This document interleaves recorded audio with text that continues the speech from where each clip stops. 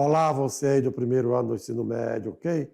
Aqui é o professor Almeida, né? Como sempre, mandando para você muitos conhecimentos de química, né?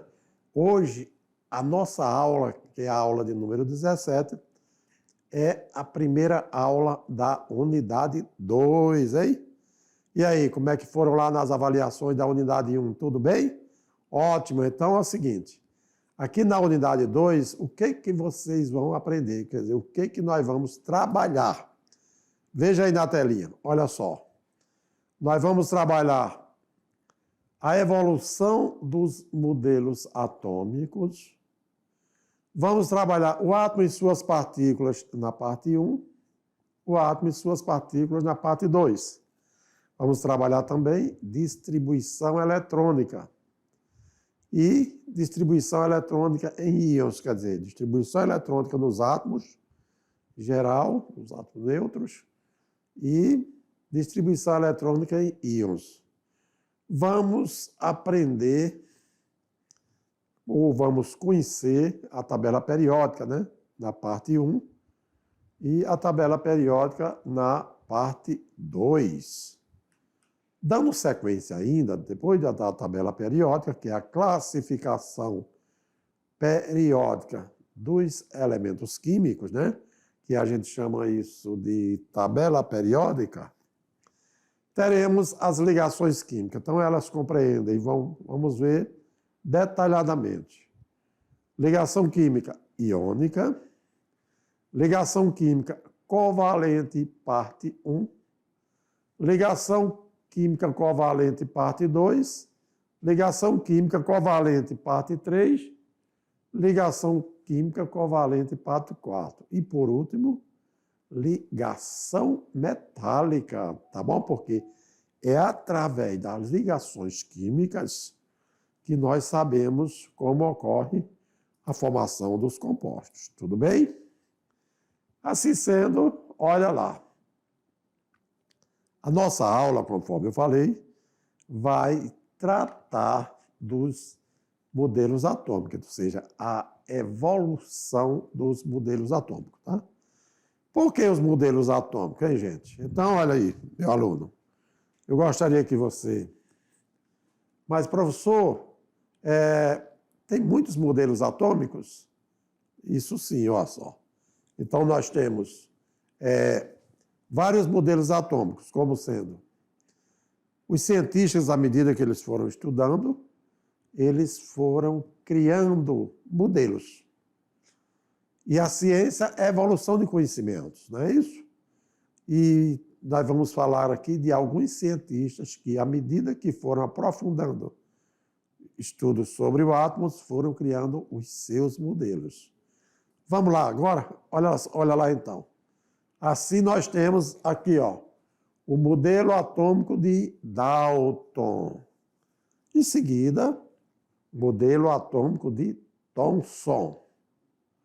Tivemos também o modelo de Rutherford, o modelo atômico de Bohr, de Sommerfeld. Quer dizer, são 5 cientistas que eles se preocuparam em estudar a estrutura dos átomos do oceano, comparando com modelos, tá legal? Geralmente, modelos era algo que você podia se referenciar. Então, olha, fulano é um modelo de cientista. Na realidade, ele criou esse modelo, mas modelos dos átomos à medida que ele ia evoluindo nos conhecimentos, tá? Assim sendo, só para você melhorar mais ainda o entendimento do que eu estou falando sobre modelos atômicos, então você vai lá no vídeo, verifica lá no vídeo, ó, que fala tudo se transforma, história da química, história dos modelos atômicos. Então, geralmente está disponível nesse link. E diante do que eu vou falar, trabalhando esses modelos atômicos, esse vídeo vai ajudar você a compreender cada vez melhor, tá bom? Então, meu aluno, você fique ligado aí porque tem muitas informações de química para você.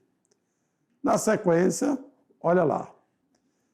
sobre as primeiras ideias do átomo. Então, nas primeiras ideias do átomo, o que houve? Aconteceu que Leucipo e Demócrito, eles eram filósofos gregos que viveram entre os séculos 4 e 5 antes de Cristo.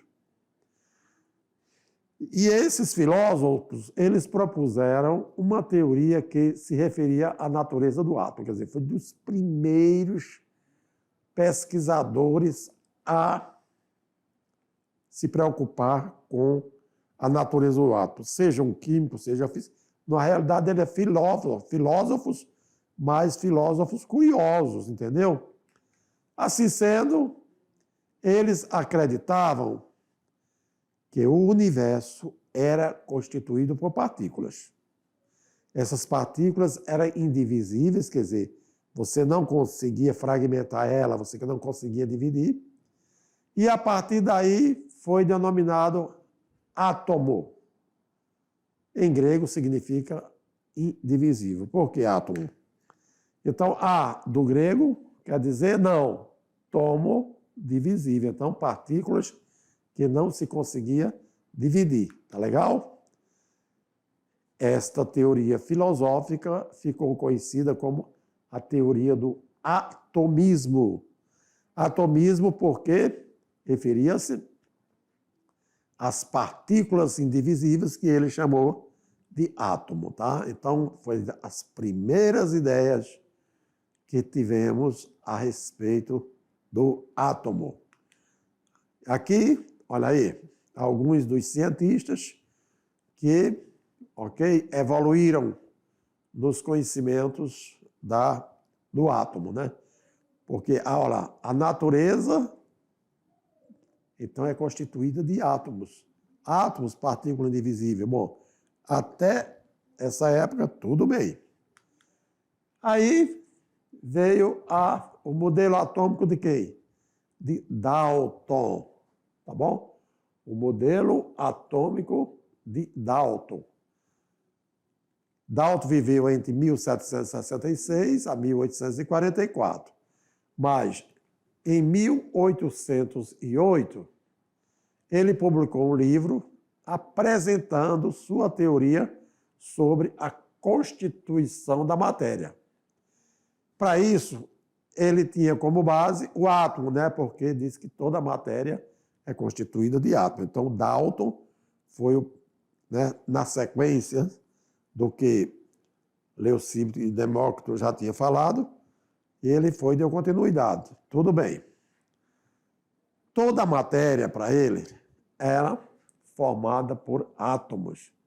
E que átomos eram partículas esféricas, partículas maciças, partículas indivisíveis e indestrutíveis, quer dizer, não podiam ser divididas, também não podiam ser destruídas e fragmentadas, tá? No entanto, existe um tipo de átomo para cada elemento químico, foi o que ele viu. Ó. Claro que na natureza já existiam muitos elementos químicos, mas o fato de a natureza em si, muitos elementos químicos, estava presente, quer dizer, um tipo de átomo para cada elemento químico. Ótimo. Assim sendo, átomos de um elemento químico são iguais entre si. Quer dizer, se um tipo de átomo, cada elemento químico representando um tipo de átomo. E aqueles átomos de um mesmo elemento químico, com certeza, todos eles seriam iguais. Ainda mais, nós temos aqui o seguinte, é que a representação de alguns elementos químicos e das substâncias sugeridas por Dalton. Então, ele foi criando formatos, criando figuras que pudessem ilustrar os símbolos de cada elemento químico, porém, ele foi gravando por essas estruturas, que dizia o seguinte, olha, o oxigênio. Então, ele representou por essa figura, né? O carbono, o hidrogênio, o nitrogênio, o sódio, o potássio, o enxofre. Quer dizer, eles já sabiam que existia todos esses elementos químicos na natureza, porém, precisava de notações que conseguisse diferenciar um do outro, né? A prata, o fósforo, alumínio, a substância, quer dizer, quando a gente está falando aqui substâncias, no geral, são os tipos de matéria que existem na natureza, não é verdade? A água, a amônia, o carbono, enfim, de forma que cada matéria apresentasse estruturas diferentes. Sendo assim, olha só, levando em consideração o modelo atômico de Dalton, ele dizia que se trata de uma bola maciça como uma bola de bilhar. Ok? O que é bilhar para você? Sinuca, né? Aquela bola de sinuca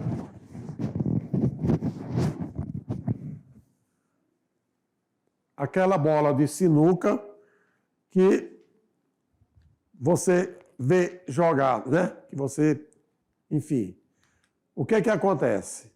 No modelo, comparando com a bola de bilhar, ele viu que o modelo contribuiu para dar uma nova fase direcionada aos estudos das transformações químicas e dos processos químicos que ocorrem com as unidades estruturais da matéria. Então, isso aqui, você viu, modelo de Dalton. Aí, já pensou? O átomo seria maciço, como uma bola de bilhar, e foi a primeira ideia que ele deu. Quando você escutar modelo que refere-se à bola de bilhar, de quem é o autor? Ah, o autor é do cientista Dalton. E quem foi realmente esse? O Dalton foi o primeiro a se preocupar, quer dizer, na sequência, e criou o seu próprio modelo, né? A ciência na história. Nós tivemos mais cientistas. E agora nós temos aqui o Joseph John Thomson. Então, lá no início, nós vimos, vamos aprender o modelo de Dalton, Thomson, né? Então, eis ele aí. Viveu entre 1856 e 1940, realizou diversos experimentos e confirmou a natureza corpuscular e determinou a razão entre a carga e a massa das partículas, né? Por isso que vocês vão ver as cargas positivas, cargas neutras, cargas negativas. E o Thomson, ele determinou a relação, ou seja, a razão. Cada tipo de partícula associando quanto de carga, quanto de massa, que tipo de partícula, que tipo de carga, né? Foi por isso que ele recebeu o Prêmio Nobel de Física em 1906, exatamente pelo trabalho que ele desenvolveu na determinação das propriedades de quem? Do elétron. Então, quando a gente falar mais seguidamente sobre os elétrons, veja lá quem primeiro se preocupou com o elétron, que são exatamente as cargas negativas de um determinado átomo, né? Então, aqui só para ilustrar a evolução dos conhecimentos, tratando-se da ciência na história. E aí, o modelo atômico de Thomson, toda a vida que esses cientistas iam estudando, ele ia comparando com algo do nosso cotidiano. O que é que Dalton fez? Comparou o átomo com a bola de bilhar, ok? Maciça, tal, indestrutível. Então, indivisível. Já Thomson, o que ele fez? Em 1897, Thomson, trabalhando com raios catódicos, concluiu que esses raios eram parte integrante de toda a espécie da matéria, e aí por isso que ele chamou de elétrons. Se você olhar a gravura dessa representação aqui, dessa figura, então ele associou, que chamou esse modelo de pudim de passas, como se você tivesse um pudim e passas impregnadas no pudim, representando, digamos, as partes negativas ou positivas. Então, existiria essas passas. No entanto, a preocupação dele foi exatamente com a parte integrante de toda a matéria, que ele chamou isso de elétrons, né? Então, o que acontece com Thomson? Ele disse que o átomo é uma esfera de carga elétrica positiva, não maciça, porém incrustada de elétrons negativos, de forma que sua carga total era nula. Ou seja, pelo modelo, ele quer dizer que para cada elétron carga negativa, existia uma carga positiva. E de forma que positivo anula negativo. Então, a esfera que ele chamou, que atribuiu o modelo como um pudim de passas, então existia cargas elétricas positivas e também os elétrons que era carga negativa, de forma que para cada elétron negativo, uma carga positiva para que ali a carga total fosse nula. Lembrando aí, como é que era chamado o modelo atômico de Dalton? Bola de bilhar. Como é que é chamado o modelo atômico de Thomson? Pudim de passas. Então, geralmente nas avaliações, nas atividades, a gente coloca, só para que você entenda a evolução dos conhecimentos sobre a natureza da matéria que os cientistas foram criando, né? E aí, com relação à ciência na história, surge um outro cientista, tá? Aqui é o neozelandês Ernest Rutherford, que viveu em 1871 e 1937, e foi um dos físicos mais importantes nas primeiras décadas do século XX. E aí, o que sabemos sobre ele?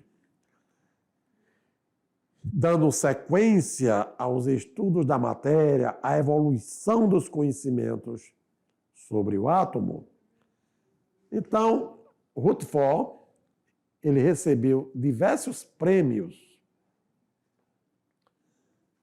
entre eles o Nobel de Química em 1908. Os seus trabalhos marcam o rompimento entre os domínios da física e da química por uni-los na busca da compreensão do átomo. E também o seu legado mais importante, que foi a definição de um novo modelo para explicar. Então, um modelo atômico, né? Nós tínhamos lá o primeiro de Dalton, que o átomo era uma esfera maciça, né? Porém indivisível, daí chamamos de bola de bilhar. O segundo, Thomson, que chamou pudim de passas, onde ele tinha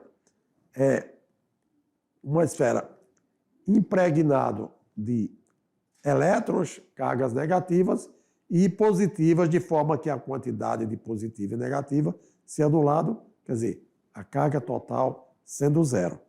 E o terceiro, Rutherford. E o que Rutherford, o modelo dele, estabeleceu, né? Como ele evoluiu nos conhecimentos dos átomos. Sabemos que, quanto ao modelo atômico de Rutherford, grande parte dos experimentos que culminaram com o estabelecimento de um novo modelo atômico de átomo foi conduzido por ele, por Rutherford, enquanto ele estudava o fenômeno da radioatividade. Isso com os seus colaboradores, né? Enfim, os cientistas, amigos dele, e E, com isso, o que ele fez? Então, material radioativo. Olha lá. O que acontece? Ele tem aqui o bloco de chumbo, tá bom?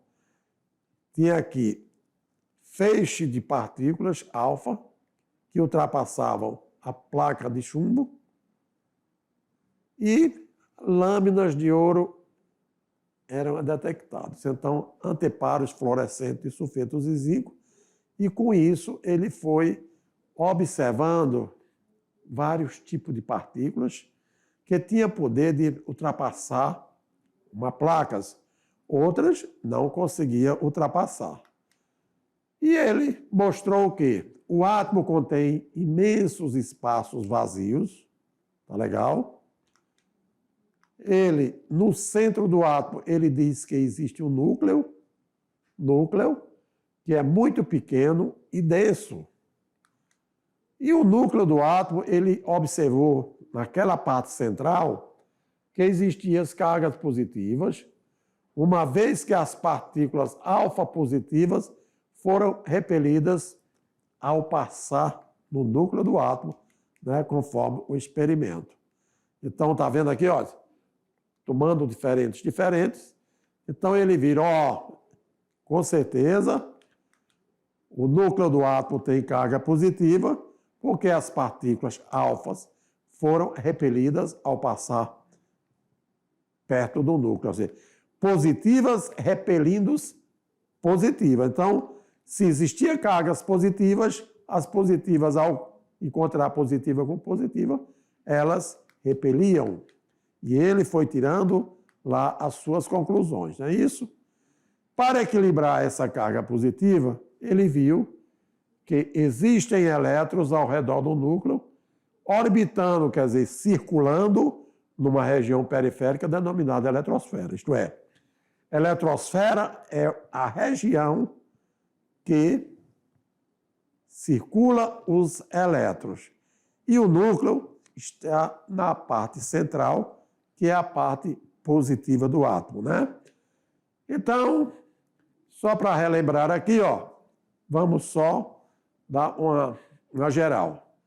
O que acontece com o que você viu? Dalton, na evolução dos conhecimentos, estabeleceu que o átomo era uma esfera maciça e indivisível como uma bola de bilhar. Thomson evoluiu e começou a descobrir o que? Os elétrons. Tá bom? Os elétrons impregnados como se fossem passas no pudim de passas, porém rodeados de partículas positivas, átomos, digamos, as cargas positivas, onde para cada carga negativa, uma carga positiva, e no total as cargas se anulavam zero. E aí vem Rutherford, comprovando exatamente que o átomo existia duas regiões, uma região chamada, que ele atribuiu o nome de núcleo, lá existindo as cargas positivas, está vendo? E agora uma região externa chamada eletrosfera, onde estão os elétrons. Quando Thomson estudou os pudim de passas, ele viu que elas estavam misturadas. Agora, Rutherford já conseguiu dizer que elétrons, que são cargas negativas, estão na eletrosfera. E aí as cargas positivas estão no núcleo, tá bom? Dando continuidade ainda à evolução dos conhecimentos, teve o cientista David Bohr. Foi um físico e filósofo dinamarquês que fez contribuições fundamentais para a compreensão da estrutura atômica e da mecânica quântica, né? Pelo qual recebeu o Prêmio Nobel em 1922, que foi o Prêmio Nobel da Física. Popularmente, olha aí, o Niels Bohr, olha aí, nós tivemos o Dalton, tivemos o Thomson, tivemos o Rutherford e estamos agora em quê? Bohr. Então, olha aí, ele apresentou a ideia de que ao girar, ou seja, ao redor de um núcleo, né, central, os elétrons só poderiam situar-se sobre determinadas órbitas, ou seja, determinadas camadas, né? De camadas de níveis energéticos bem definidos. Quer dizer, o Rutherford falou que existia uma eletrosfera onde os elétrons estavam localizados. Ótimo. O Bohr, ele definiu que essa eletrosfera, camada geral, existia subcamadas, ou seja, órbitas intermediárias, né, que chamou de nível energético, os quais definiu muito bem. Segundo ele, o elétron, ele emite ou absorve quantidade discreta de energia, que chama de quanta, quando ele passa de uma órbita para outra. Quer dizer, essas órbitas, elas compõem a eletrosfera. Se um átomo está numa órbita e passa para outra, então ele emite ou ele absorve energia para que aquele deslocamento acontecesse, tá? E aí, só representando aqui, ó, o modelo de Bohr. Então, olha aí, o modelo atômico de Bohr. Ele marcou a separação quanto às teorias clássicas, abrindo o caminho para uma compreensão do átomo de uma forma mais moderna. Isto embasada em trabalhos de Max Planck e desses cientistas, né, que também caracterizavam o quê? O modelo planetário de Rutherford. Por que o modelo Rutherford? Ele baseou, mas ficou chamado aqui como modelo atômico de Bohr. Rutherford apenas ele estabeleceu que o átomo como se tivesse duas regiões, uma central e uma eletrosfera onde estavam os elétrons. Mas com a evolução, Bohr viu que existia o quê? Várias órbitas numa mesma eletrosfera. Por isso que ele chamou aqui nível de energia. Então, se você tem aqui o núcleo, cada camada dessas, elas em si constituem cada órbita, várias órbitas constituindo a eletrosfera como um todo. Então, em cada órbita, certas quantidades de elétrons. E aí, por isso que muitas vezes o modelo atômico de Bohr é conhecido como sistema modelo planetário, como se existisse o Sol no centro e, olha aí, os planetas ao redor. Por isso, muitas vezes, você pode ver no livro modelo planetário de Bohr, ou modelo atômico de Bohr, tá bom? Com isso, melhor detalhando, Bohr, através de seu modelo, estabeleceu o quê? Os elétrons, as cargas negativas, é lógico, estão distribuídos em camadas ou órbitas ao redor do núcleo. E que a eletrosfera como um todo, ao redor do núcleo existem 7 camadas eletrônicas que foram representadas pelas letras K, L, M, N, O, P e Q. Lembrando ainda que cada órbita que está na eletrosfera, seja K, L, M, N, O, P, Q, são chamados também de níveis eletrônicos, tá bom? E à medida que as camadas iam se afastando do núcleo, então iam aumentando a energia dos elétrons nelas localizadas. Quanto mais distância do núcleo, mais energia. Por quê? Porque, com certeza, para se manter atraído ao núcleo do átomo, que estão os prótons, que estão as partículas positivas, deveria ter uma certa quantidade de energia. Então, a energia aumenta a partir que nas camadas que vão ficando mais distantes do núcleo, né?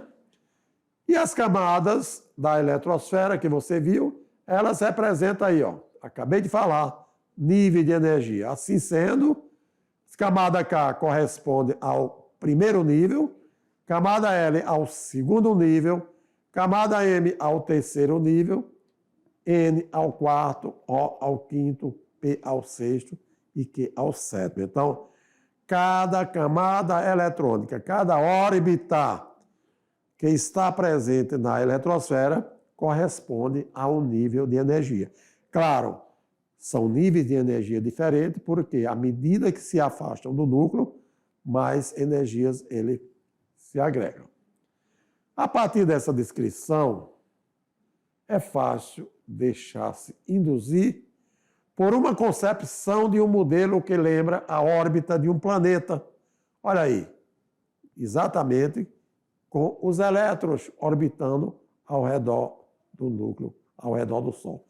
Então, muitas vezes, chamamos isso de sistema planetário. Por quê? Porque o núcleo é como se existisse o Sol e as órbitas existissem os planetas que estão ao redor daquele núcleo, tá certo? Então, olha aí, trabalhando ainda o modelo atômico de Bohr, em 1913, Niels Bohr, baseando-se no modelo atômico de Rutherford, propôs os seguintes postulados. Então, isso através de estudos sucessivos, né? Observou-se que o elétron move-se em órbitas circulares, né, que são as camadas, em torno de um núcleo atômico central. Ótimo, então já ficou isso devidamente configurado. Em seguida, o que Bohr atribuiu no seu postulado? É que o átomo ele está no seu estado fundamental mais estável quando todos os seus elétrons estiverem se movimentando em seus respectivos níveis de menor energia. Se um elétron, no estado fundamental que você acabou de ver, ele absorver, ele ganhar um fóton de energia, o que vai acontecer? Ele salta para um nível de energia imediatamente superior e entra no seu estado ativado. Então, ele está numa órbita, ele está, digamos, na camada K. E ganha energia, ele pula para a camada L. E assim, ele deixa de ser o estado fundamental, de estar no estado fundamental, e passa ativado. Por que ativado? Porque ele foi ativado porque ele ganhou energia, né? Porém, quando um elétron passa de um estado de energia elevada, quer dizer, que está ativado, que é, ele está o quê? Quando o elétron passa de um estado de energia elevada para um estado de menor energia, ele vai emitir o quê? Certa quantidade de energia radiante sob forma de fóton e de comprimento de onda específica. Tá joia? Então, isso aqui é o que estabelece a teoria e os postulados de Bohr. A transferência de energias para o elétron é exatamente aquilo que ele falou.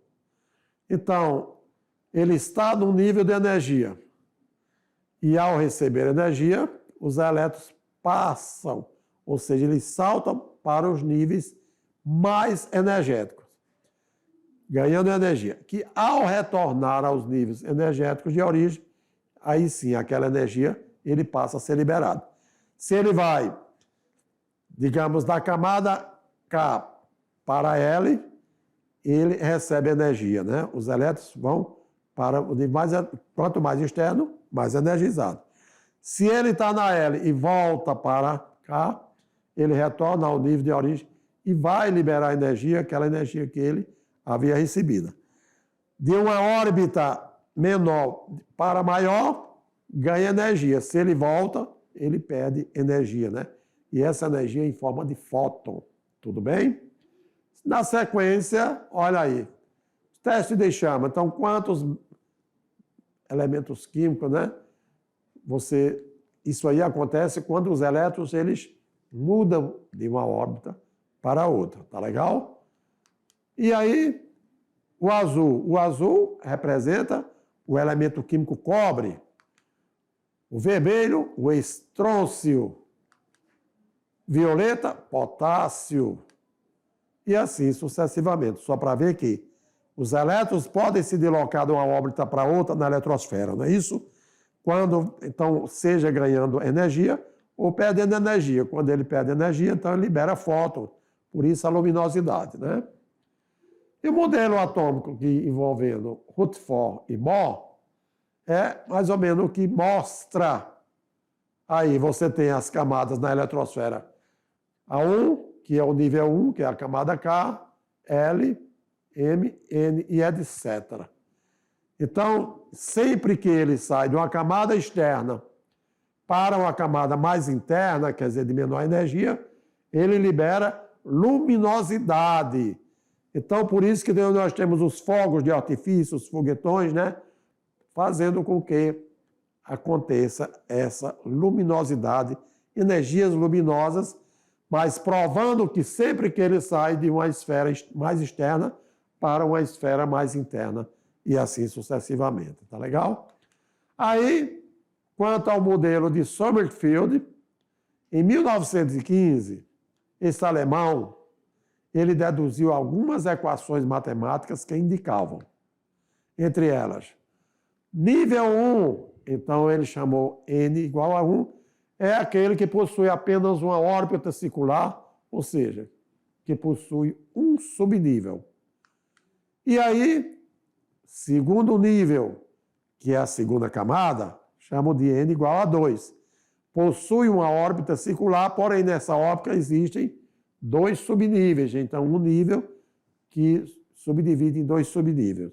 No primeiro, apenas um subnível, né? No terceiro nível, ele possui uma órbita circular com 2, e assim, ó, e 2 órbitas elípticas, no caso, 3 subníveis, e assim por diante, tá? Com isso, o modelo atômico ficou mais ou menos, olha só. Camada K, atribuímos ao nível 1, que tem o subnível S. Camada L, nível 2, subnível SP. Camada M, nível 3, subnível SP e D. Camada N, nível 4, subnível SP, D e F. Então, meus caros alunos, veja só a importância da evolução dos conhecimentos de química através dos modelos atômicos que foram estudados. Primeiro, o modelo atômico de Dalton, né, da bola de bilhar. Segundo, pudim de passas. Terceiro, que envolveu Rutherford e Bohr, comparou como se fosse um sistema planetário. Lembrando que no núcleo do átomo, que é aquela parte central, está centralizado as partículas positivas. Como Rutherford estabeleceu, ou Thomson, né, descobriu os elétrons. Na sequência, com Rutherford, sabendo que os elétrons têm carga negativa, próton positiva, então no átomo, no núcleo, carga positiva, existe na eletrosfera várias órbitas, cada órbita com seu número de elétrons, que são atraídos pelos prótons ou pelas partículas positivas que estão no núcleo do átomo. Portanto, quanto mais distante do núcleo estiver uma órbita na eletrosfera, mais energizados estão seus elétrons. Se um elétron ele está numa órbita de menor energia interna, pula para outra órbita, para isso ele precisa o quê? Ganhar energia e dizemos que ele está ativado. Se ele volta para aquela órbita anterior, ele perde energia, emite um fóton de luz, que pela cor da luminosidade, olha só. Então, ele sempre neste processo.